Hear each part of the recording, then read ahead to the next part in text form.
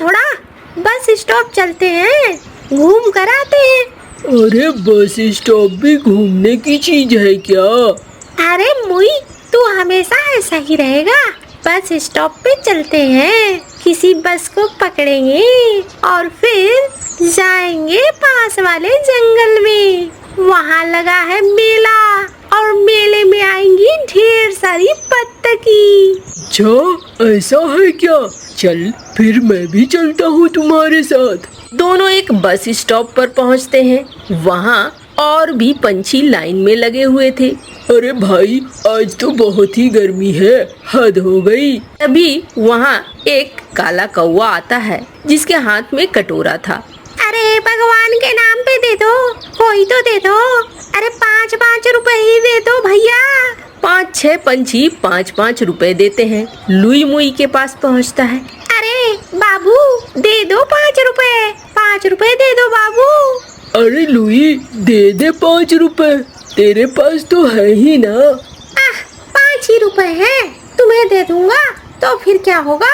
अरे जाओ तुम भिखारी कहीं के।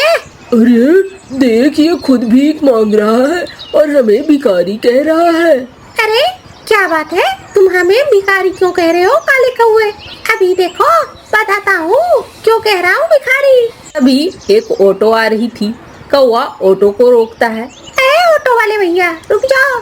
उस पे चढ़ता है और कहता है, चलो 5-5 रुपए करके 50 रुपए इकट्ठा हो गए हैं, मैं तुम्हें दे दूंगा तुम्हारे ऑटो का किराया। लुई और मुई देखते रह जाते हैं। देखा लुई, 5-5 रुपए इकट्ठा करके ये ऑटो बुक करके निकल गया और हम यहाँ चिलचिलाती धूप में खड़े हैं। अरे छोड़ना। वैसे मुझे तो ये धंधा अच्छा लग रहा है, भीख मांगकर ढेर सारे पैसे हो जाते हैं। अबे चल, क्या तू भी लोगों के आगे हाथ फैलाना क्या अच्छा लगता है? ये तो बिल्कुल अच्छी बात नहीं है। तभी बस आती है। लुई और मुई पास वाले जंगल के लिए निकल जाते हैं। इधर टीकू बत्तख के पास भैरव कौवा और उसकी पत्नी राधा पहुंचती है। मालिक कुछ पैसे चाहिए थे। अरे भैरव, तूने तो अच्छा खासा 2 घर बना लिया है, तेरी जमीन भी है, तो फिर तुझे पैसे क्यों चाहिए? मालिक मैं अपने बच्चों की शादी कर रहा हूँ, 2 बेटे हैं मेरे। हाँ मैं तो जानता हूँ, लड्डू और मोहन तुम्हारे दोनों कौवे बच्चे। लेकिन देख भाई, मैं बनिया आदमी हूँ, ब्याज लूंगा तगड़ा। मालिक बच्चों की शादी करनी है, दे दो ये पैसे, जो ब्याज लगेंगे मैं दे दूंगा।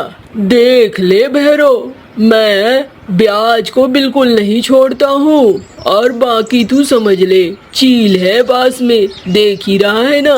हाँ मालिक कुछ नहीं होगा, आप मुझे दे दो, मेरे पास जमीन भी है जिसमें मैं खेती करता हूँ, कभी कुछ नहीं होगा, मैं आपके पैसे लौटा दूंगा।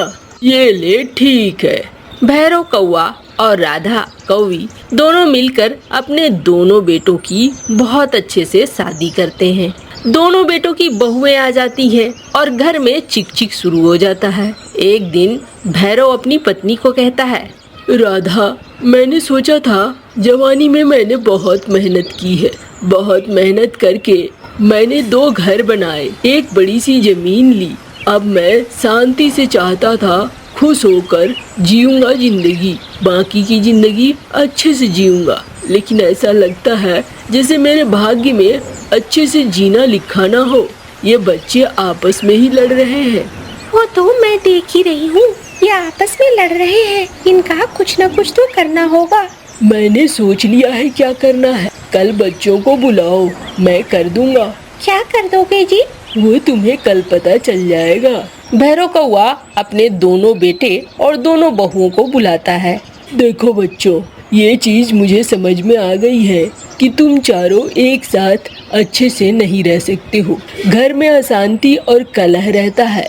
तुम ऐसा करो, ये जो बड़ा वाला घर है ये मैं अपने बड़े बेटे को देता हूँ, क्योंकि वो बड़ा है इसलिए उसका हक पहला बनता है, और ये जो दूसरा वाला घर है दूसरे वाले घर में छोटा चला जाएगा। दोनों अपनी अपनी जिंदगी अच्छे से गुजारो। और और हम कहाँ जाएंगे? राधा भैरव से पूछती है। तुम मेरे साथ चलो राधा, बच्चों को यहाँ रहने दो। दोनों बेटे अपने अपने घरों में चले जाते हैं। राधा को लेकर भैरव एक टूटे फूटे घर में पहुँचता है। अजी, अपना बढ़िया सा घर छोड़कर आप इस टूटे फूटे घर में रहेंगे? देखो राधा, बच्चे सुखी रहे, खुश रहे और घर में शांति रहे। हमारा क्या है, हमने आधी जीवन तो जी ली है, बाकी बची कुछ जीवन भी किसी तरीके से जी लेंगे। तुम परेशान मत हो, खेत पे अभी भी मेरा हक है। मैं खेतों में काम करूँगा और भरपूर आनंद से रहेंगे हम लोग। आप जैसा कहो, मैं तो वही करूँगी जो आप कहेंगे। उधर दोनों बहुएं अपने अपने पति को सिखाती हैं। बड़े की बहू अपने पति को कहती है, अजी, आपके पिताजी के पास तो खेत भी है ना, वो किसी और को तो नहीं दे देंगे? अरे नहीं नहीं, वो नहीं देंगे, बराबर ही देंगे, तुम टेंशन मत लो। उधर छोटे की पत्नी उसे सिखाती है, देखा देखा, बड़ा वाला घर बड़े को दे दिया। ऐसे ही करेंगे जमीन के साथ भी, खेत को भी ऐसे ही बांटेंगे, देख लेना। अरे तुम टेंशन नहीं लो, मैं संभाल लूंगा सारी चीजों को। दिन बीतते हैं। भैरव कौवा बूढ़ा हो चुका था, इसलिए खेतों पर उतने अच्छे से काम नहीं कर पाता है। एक दिन शाम को जब लौटता है तो देखता है राधा को बहुत बुखार है। राधा बुखार से तप रही है। थोड़ी देर बाद राधा मर जाती है और भैरव फूट फूट कर रोने लगता है। एक दिन भैरव खेतों में काम कर रहा होता है कि तभी वहाँ टीकू बत्तख चील के साथ पहुँचता है। अरे ओ भैरव, तेरा ब्याज बहुत दिन से अधूरा है, तूने ब्याज नहीं दिया है। पैसे लिए थे, याद है कि भूल गया? अरे नहीं नहीं मालिक, याद है पैसे लिए थे, लेकिन क्या करूं, बूढ़ा हो गया हूँ, फसल नहीं हो पा रही है। इतनी मेहनत करता हूँ फिर भी फल नहीं मिलता है।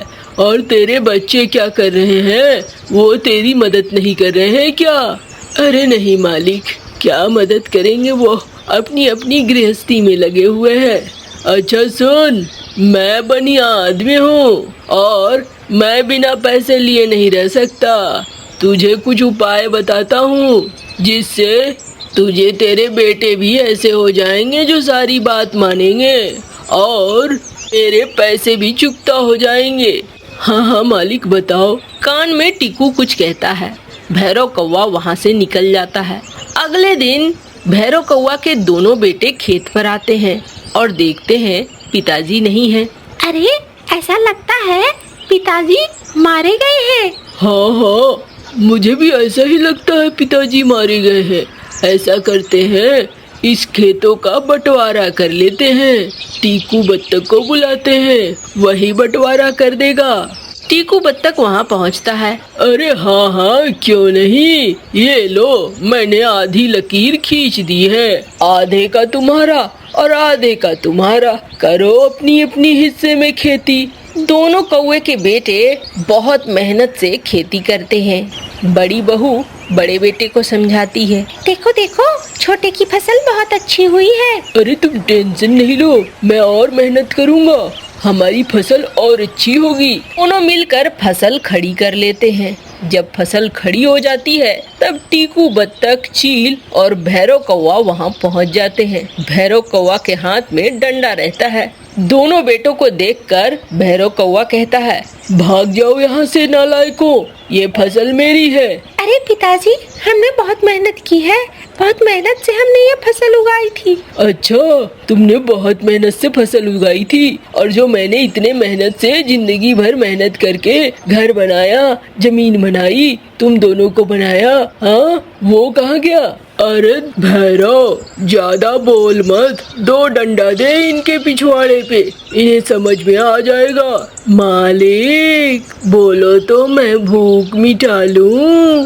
अरे नहीं नहीं, मेरे बच्चों के साथ ऐसा मत करो।